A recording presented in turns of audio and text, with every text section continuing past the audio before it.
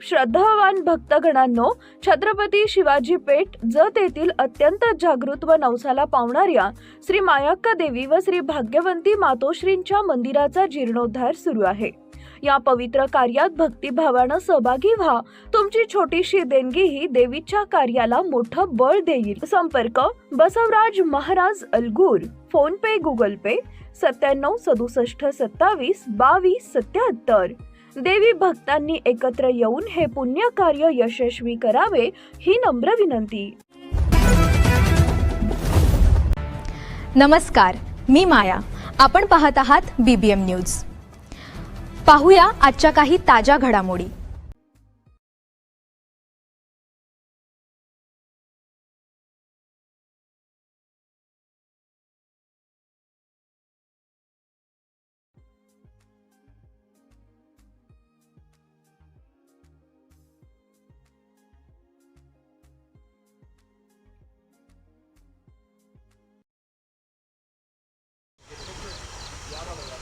बाबासाहेबांचं आगमन झालं होतं।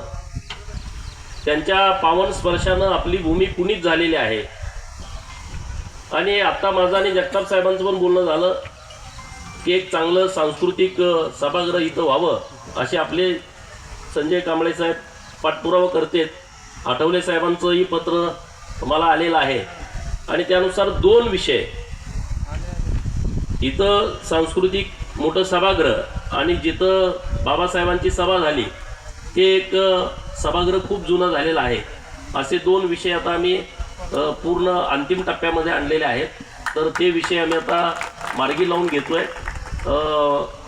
डॉक्टर अरळी साहेब नगराध्यक्ष झाल्याच्या नंतर जगताप साहेब एक प्रस्ताव जिल्हा नियोजनाला दिलाय आणि अभ्यासिका मंजूर होते आणि ती अभ्यासिका भव्य दिव्य देखणी अभ्यासिका आपल्या शहरामध्ये उभी राहते आणि त्या अभ्यासिकेला महामानव डॉक्टर बाबासाहेब आंबेडकर अभ्यासिका असं नाव देण्याचं ठरलेलं आहे। एक चांगली अभ्यासिका जिल्हा नियोजनमधून जवळपास 2 कोटी रुपयाची अभ्यासिका ही माननीय चंद्रकांत दादांनी माननीय डॉक्टर अरळी साहेबांनी प्रस्ताव दिल्याच्या नंतर ती मान्य केलेली आहे आणि त्याचं एक ठिकाण ठरवून आपण आपल्या इथल्या विद्यार्थ्यांच्यासाठी सेंट्रल प्लेस असेल अशा पद्धतीचं ठिकाण ठरवून ती अभ्यासिका बांधण्याचं काम हे येत्या काही दिवसामध्ये सुरू करण्यात येणार आहे।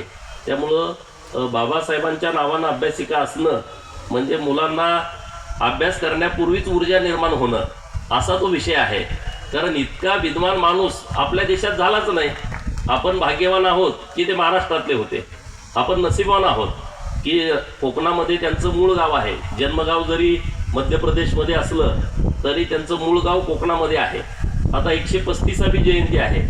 जेव्हा 125वी जयंती होती तेव्हा केंद्र सरकार आणि राज्य सरकारनं खूप चांगले कार्यक्रम घेतले हातामध्ये आणि त्यामध्ये 5 कार्यक्रम जे आता हिंदू मिलच्या जागेवरती भारतातलं सर्वात मोठं डॉक्टर बाबासाहेबांचं स्मारक आता अंतिम टप्प्यात आलंय। 95% काम पूर्ण झालेलं आहे। म्हणजे येत्या काही महिन्यांमध्ये ते काम पूर्ण होईल आणि आपल्या सर्वांच्यासाठी दर्शनासाठी हिंदू मिलचं स्मारक खुलं होणार आहे। नंबर 1। नंबर 2, कायदा मंत्री असताना महामानव डॉक्टर बाबासाहेब आंबेडकर साहेब ज्या बंगल्यात राहायचे त्या बंगल्यालाही राष्ट्रीय स्मारक केलेलं आहे। आणि दुसरं महत्त्वाचं, ज्या गावामध्ये जन्म झाला महू गावामध्ये अखंड गावाला राष्ट्रीय स्मारकाचं गाव म्हणून दर्जा दिला आणि तिथं खूप मोठं स्मारकाचं काम झालं। अंबडवे नावाचं जे कोकणातलं गाव आहे त्या गावाला राष्ट्रीय स्मारकाचा दर्जा दिला। 4 नंबर। आणि 5 नंबर, डॉक्टर बाबासाहेब आंबेडकर साहेब अभ्यास करण्यासाठी जेव्हा लंडनला गेले आणि ज्या घरात राहायला होते ते घर आपल्या सरकारनं 38 कोटी रुपयाला विकत घेतलं आणि जागतिक स्मारक हे लंडनमध्ये महाराष्ट्र सरकारच्या वतीनं निर्माण केलेलं आहे। असे अनेक विषय हातामध्ये घेतलेले आहेत। जिथं जिथं बाबासाहेबांचं जाणं झालं, जिथं जिथं बाबासाहेबांच्या अस्थीचे कलश आहेत त्या प्रत्येक ठिकाणी 5 कोटी रुपये देऊन तिथं भव्य आणि दिव्य डॉक्टर बाबासाहेब आंबेडकर साहेबांच्या स्मृती जतन करण्याचं काम हे आपल्या सरकारच्या माध्यमातून सुरू आहे। हे जरी राजकीय व्यासपीठ नसलं, माझं काम आहे सांगणं की आपण काय करतोय आणि त्यामुळे आपल्या जतमध्ये डॉक्टर बाबासाहेबांच्या नावानं आणखी काही तुमची संकल्पना असेल आणि हे करावं असं तुमची इच्छा असेल, मागणी असेल, सांगा। जगताप साहेबांनी मी इथं आहे, डॉक्टर साहेब आहेत, आपले सरकार साहेब आहेत, आपण सगळ्यांनी हे काम करू। हे काय कुठल्या पार्टीचं, कुठल्या गटाचं, कुठल्या नेत्याचं बाबासाहेबांचं काम म्हणजे मानवजातीचं काम आहे आपल्या भारतातल्या. हे कुठल्या पक्ष पार्टीचं कामच असू शकत नाही. इतकं मोठं काम डॉक्टर बाबासाहेबांनी केलेलं आहे. मसुदा समितीचे अध्यक्ष म्हणून 2 वर्ष 11 महिने 18 दिवस हे जे काम चालू होतं रात्रंदिवस, त्यामध्ये सिंहाचा वाटा बाबासाहेबांचा आहे. नावाला समिती होती. सगळं काम जगातलं कुठल्या देशामध्ये लोकशाही आहे, कुठल्या लोकशाही मधले कुठले घटक आपल्या भारतामध्ये आणण्याची आवश्यकता आहे, ही सगळी मांडणी डॉक्टर बाबासाहेबांनी केलेली आहे. आणि त्यामुळं प्रत्येकाच्या घरात बाबासाहेबांचा फोटो असणं आवश्यक आहे असं मला वाटतं. प्रत्येकाच्या घरात असला पाहिजे. मी सांगतोय म्हणजे माझ्या घरात आहे, प्रत्येकाच्या घरात असला पाहिजे. नाहीतर ते नाव घेताना भाषणात बरं वाटतं, परंतु कृती करताना काही लोकांना वाईट वाटतं. तर असं होता कामा नये. म्हणजे बाबासाहेबांचं गाणं लागलं तर नाचताना कमीपणा कुणालाच वाटायचं कारण नाही. कारण आपण संविधानामुळे जर आपले सगळे अधिकार आपल्याला घेत असू, संविधानाच्या अधिकारामुळं आपण प्रत्येक गोष्टीमध्ये त्याच्या संज्ञा घेत असू, तर आपल्याला काहीच कमीपणा वाटण्याची आवश्यकता नाही, काहीच गरज नाही. आणि त्यामुळं आपण आज जे सगळे आहोत ते फक्त आणि फक्त भारतीय संविधानामुळे आहोत. संविधानाचा मान सन्मान राखणं आपल्या सर्वांची जबाबदारी आहे, आपल्या सगळ्यांचं कर्तव्य आहे.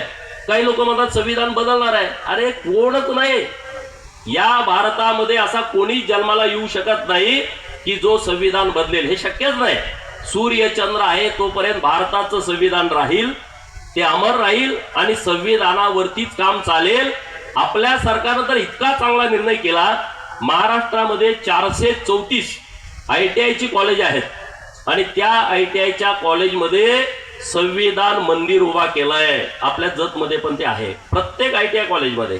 याच्या पुढे जाऊन मंत्रालयाच्या जे मेन आपली बिल्डिंग आहे त्या बिल्डिंग मध्ये पण संविधान मंदिर उभा आहे. आपण मंत्रालयात कधी गेला तर तुमच्या लक्षात येईल की आपण जो मधला जो स्पॅसेज आहे मोकळा, त्यामध्ये संविधान मंदिर उभा केलेला आहे. म्हणजे प्रत्येकाला या गोष्टीची जाणीव असली पाहिजे, प्रत्येकाला. आणि ती जाणीव आपल्या सर्वांना आहे आणि त्या जाणीवेतूनच आपण चांगलं काम करण्याचा प्रयत्न करतोय.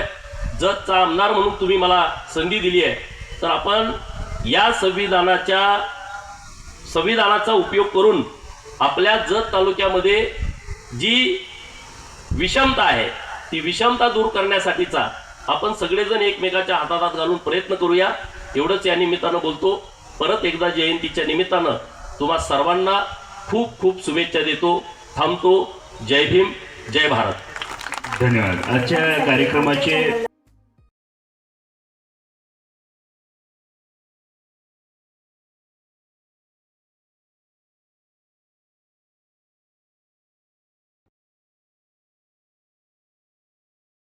बातमी आणि जाहिरातीसाठी आमच्या चॅनलला लाईक आणि सबस्क्राईब करा. धन्यवाद.